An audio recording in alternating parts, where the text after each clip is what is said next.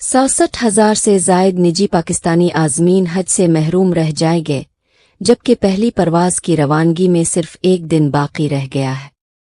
पाकिस्तान से हज ऑपरेशन शुरू होने में सिर्फ एक दिन बाकी रह गया है और पहली हज परवाज इतवार 29 अप्रैल को इस्लामाबाद से सऊदी अरब के लिए रवाना होगी। 67,210 निजी आज़मीन हज इस साल हज पर नहीं जा सकेंगे।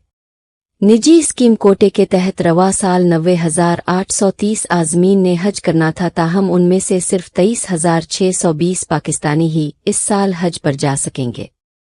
वज़ारत मजहबी उमूर का कहना है कि निजी स्कीम के तहत सिर्फ 26% निजी आज़मीन को हज की सआदत नसीब होगी और हर 4 में से 3 पाकिस्तानी आज़मीन हज पर नहीं जा सकेंगे।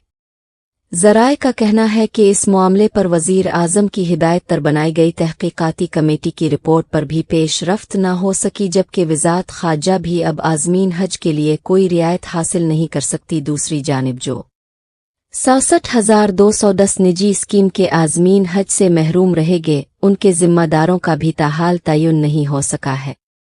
इस्लामाबाद से पहली हज परवाज 29 अप्रैल को 393 आज़मीन को लेकर रवाना होगी। वज़ारत मजहबी उमूर के हुक्काम ने रोड टू मक्का वफ़द का इस्लामाबाद एयरपोर्ट पर इस्तकबाल किया। वज़ारत मजहबी उमूर ने बताया कि पाकिस्तान से मजमूई तौर पर 50,500 आज़मीन रोड टू मक्का प्रोजेक्ट के तहत सऊदी अरब जाएंगे।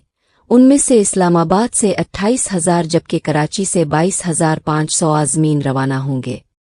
वज़ारत के मुताबिक रोड टू मक्का प्रोजेक्ट के तहत इस्लामाबाद से 100 जबकि कराची से 80 परवाज़ें ऑपरेट होंगी। हज आज़मीन के लिए इस्लामाबाद और कराची एयरपोर्ट पर काउंटर्स बनाए जाएंगे और इस प्रोजेक्ट के आज़मीन की इमिग्रेशन सऊदी अरब के बजाय पाकिस्तान में ही मुकम्मल होगी।